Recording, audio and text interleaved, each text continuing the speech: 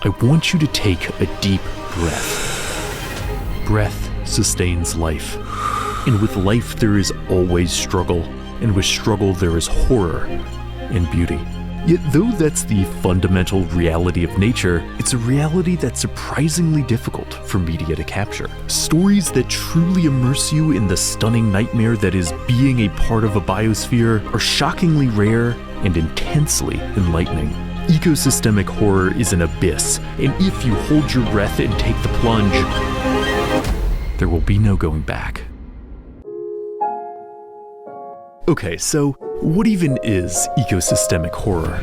It's too visceral a concept to clinically define, so until we've chewed the meat of this video, let's just say you know it when you see it. Instead, I'd like to start with a question. Do you think the life you've seen in this video so far is dangerous or not? I'm guessing most of it seems iffy, but some of it you might have rightly found eerily beautiful. Yet in nature, beauty doesn't always mean safety. Ecosystems rarely conform to human aesthetics. Bright hues warn of poison, dazzling light show aggression. While traditional horror makes its threats overtly unsettling, ecosystemic horror instead traffics in ambiguity. Indeed, ambiguity is one of the keys to the genre. The result is environments where even the most picturesque lifeforms can't be trusted. The only way to survive is to entangle yourself in the ecosystem. But is understanding a biosphere something humans are truly capable of? This is the weighty question at the heart of the breathtaking sci-fi series Scavenger's Reign, a story with the familiar setup of a group of people stranded on an uncharted planet, yet what's decidedly unfamiliar is the planet's ecosystem.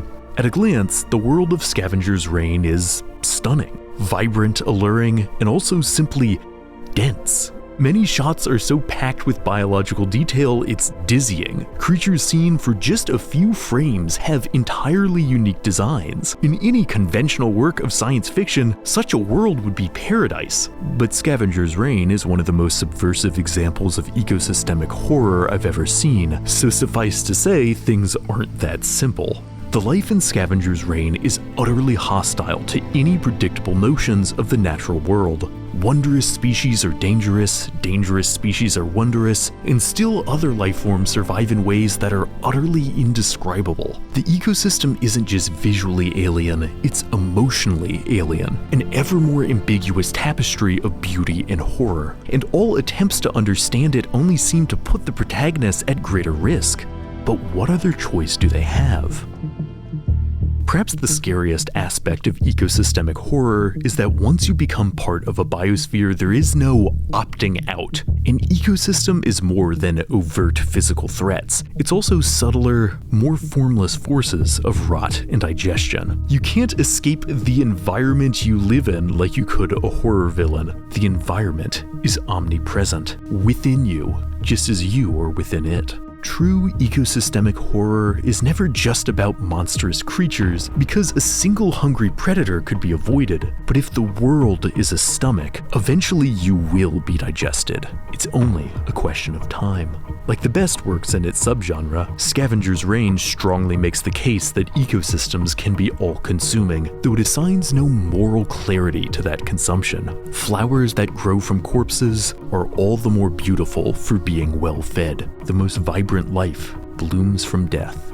But should the protagonists find this consoling, except that their bodies will fuel a wondrous environment? Is that how humans think? Of course not. If an ecosystem hungers for our species, its teeth had better be sharp, because the natural response to being bitten is to bite back.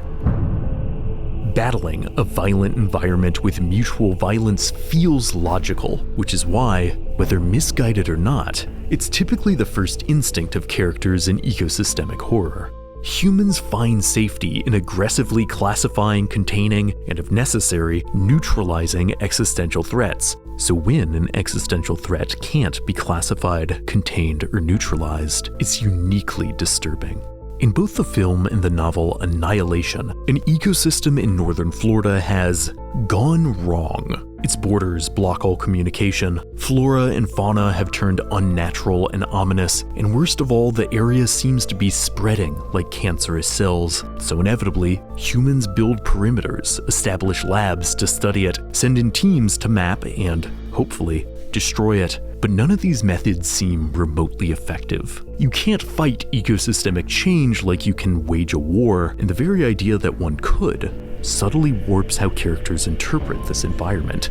Much of the life within the affected area is actually quite beautiful, the film especially emphasizing vivid hues and picturesque aberrations. There's a real focus on macro texture that seems drawn from the natural world. At the right scale, familiar organic patterns feel stunningly unfamiliar. But the humans of Annihilation, at first, reject this dazzling incomprehensibility, instead determined to beat the environment into logical submission through categorization and conflict. Yet violent, orderly resistance is not effective against something intrinsically unfathomable. A force of environmental transformation, vaster and more cosmic than any human intelligence, cannot simply be overpowered.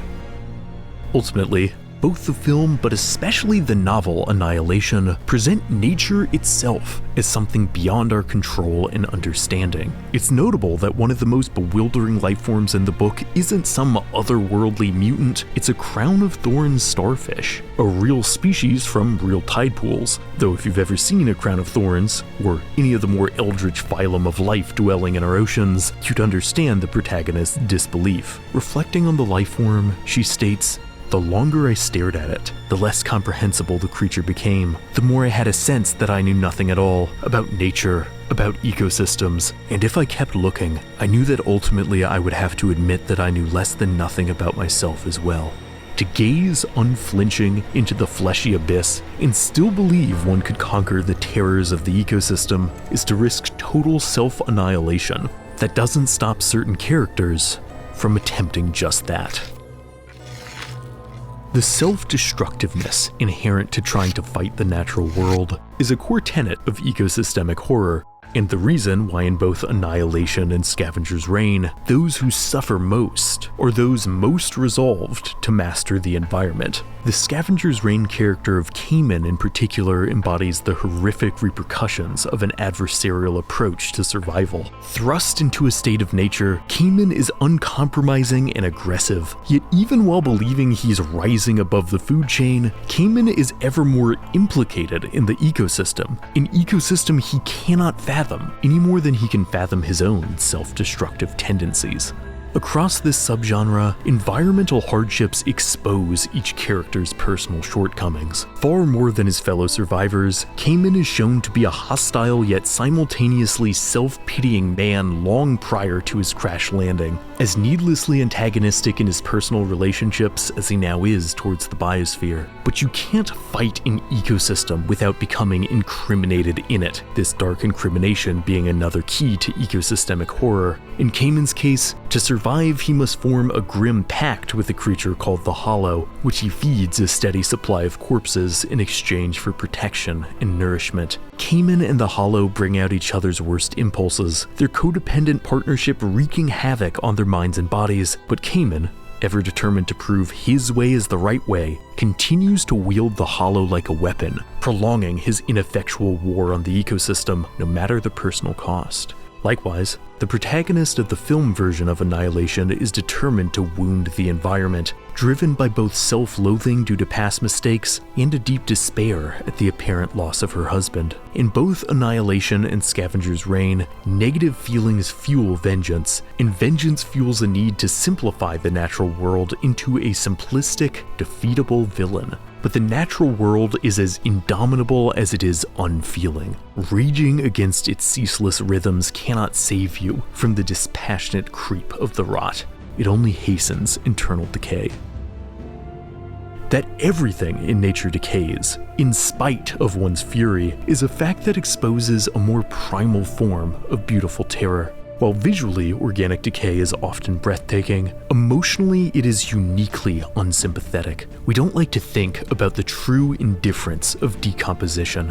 Death does not offer ethical exemptions. Few works reveal this dichotomy better than Neva, a game which opens with the player's wolf companion being consumed by forces of rot, leaving you to raise its bereaved young cub. Though a work of fantasy instead of sci-fi, Neva no less captures the raw wonder and fear of ecosystemic horror, for the journey to protect the wolf cub, though beautiful, comes without moral guarantees. Nature won't offer unique compassion for the innocent creature, the game making it clear that all your rage and determination might not be enough to save the vulnerable pup from digestive forces, any more than you could save its parent. The specific embodiments of decay that you're warring against appear parasitic, taking the form of dark, writhing masses that infect various animals, but their revolting life cycle doesn't necessarily make such forces unnatural. Parasites are a part of nature, no matter how appalling we might find them. So are detritivores, organisms that feed on dead tissue.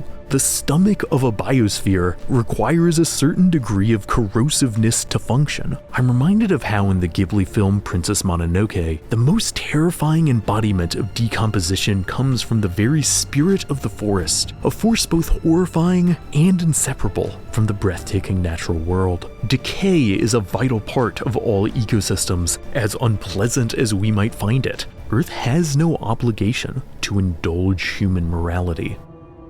Indeed, ecosystemic horror puts under magnification the aspects of nature that we find most distasteful, most morally fraught. Yet facing these emotionally thorny elements is central to truly understanding the lurid reality of a biosphere. It's curious how, in the writings of Annie Dillard, most of which are stirring tributes to the beauty of the wilderness, she nevertheless describes insects as appalling, their vicious lives and frantic reproductive strategies, quote, teeming evidence that birth and growth are ubiquitous and blind, that life itself is so astonishingly cheap that nature is as careless as it is bountiful. To mammals like us, the frenetic meat grinder that is the world of insects, like the world of fungal decomposition, is philosophically nightmarish. There's a reason why ecosystemic horror draws inspiration from such spheres of life. The cruel indifference of nature, another key to the genre, by the way, evokes a deep,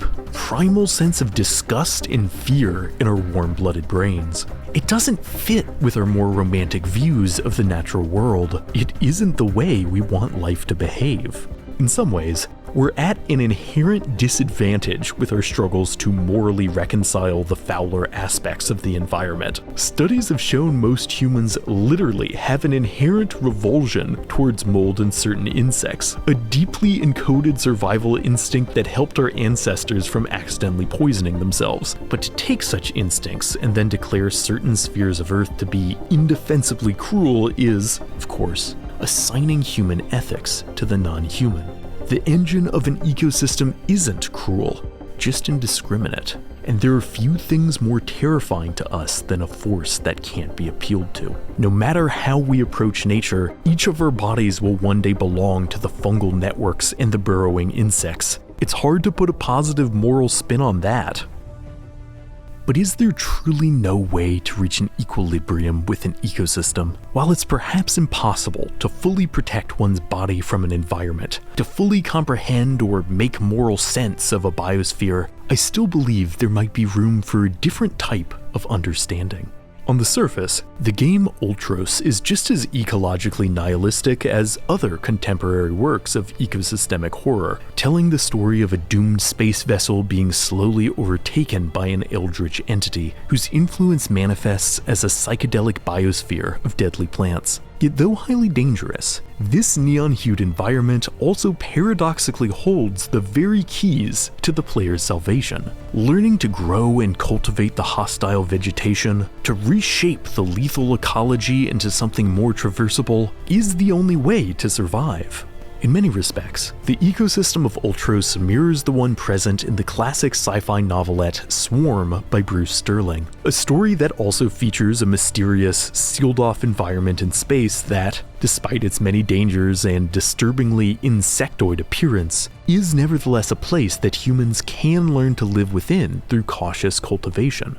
Now, Swarm was recently adapted into an episode of the Netflix anthology Love, Death, and Robots, and without getting into spoilers, if you've seen the episode, you know there are in fact darker forces at work within this ecosystem beyond the more obvious perils, which also turns out to be the case in Ultros. Like many works in their genre, both stories suggest that while trying to work alongside an environment is an effective method of survival for a time, becoming an overzealous steward eventually exposes one's true ignorance to an ecosystem's innermost layers. It's indeed a reoccurring pattern across ecosystemic horror, that even if characters form a temporary symbiosis with an environment, they're inevitably challenged by a danger they're unable to foresee, and in their hubris, suffer the consequences. But for those willing to continually adapt, to change utterly alongside each ecological shift, there is still a glimmer of hope for survival.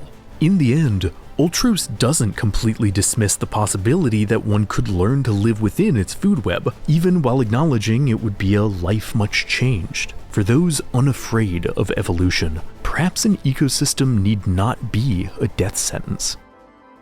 Adaptiveness is fittingly our final key to the genre, for at its core, ecosystemic horror exposes how radical transformation is the only way to endure the unpredictability of a biosphere. It's no coincidence that the few characters that make it through such works are those who find the strength to shed all anthropocentric expectations and guidelines and meet the environment on its own terms. In Scavenger's reign, the most prosperous survivors are not the ones with the greatest fury or raw willpower, but the ones most willing to calmly surrender to the ecosystem's flow and rethink everything when novel threats emerge. Though Scavenger's reign maintains that one could never fathom a biosphere in its totality, it nevertheless implies that if you remain adaptable, it is possible to weather even the most violent changes. The film version of Annihilation takes a similar, yet in some ways more extreme stance, suggesting that even if adaptation requires the complete destruction of one's previous self, such a brutal transformation can still be both beautiful and meaningful.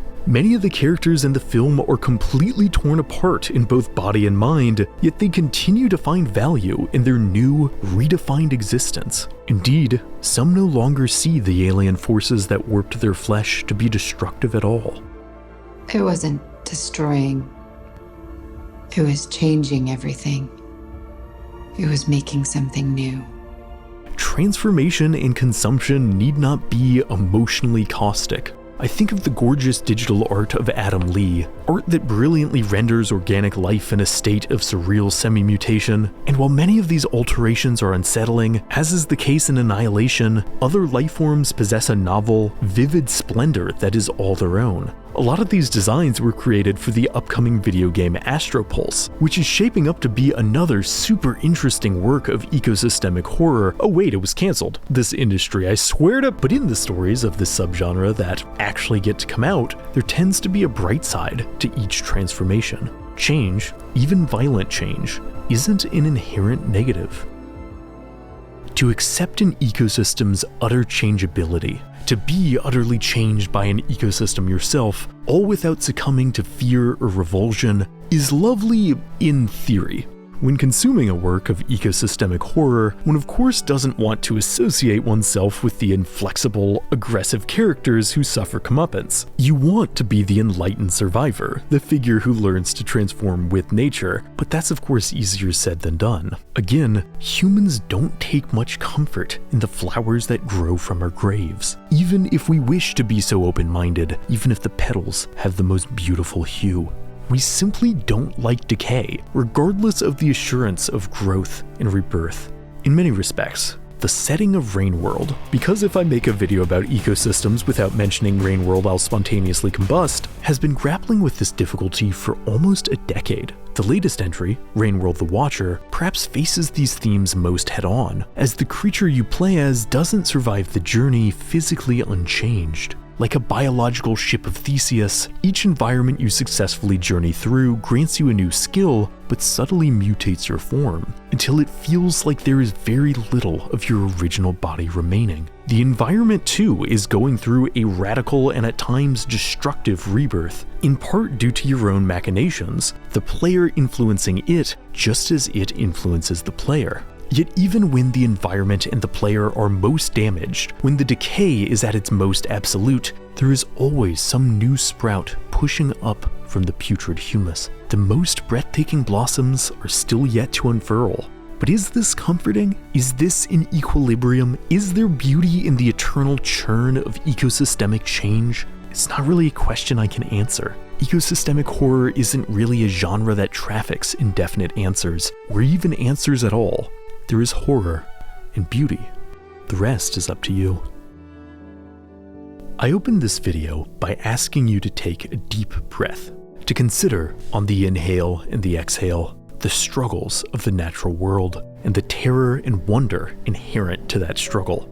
I asked you to take a physical action because words alone often fall short when trying to convey the rawness of ecosystemic processes.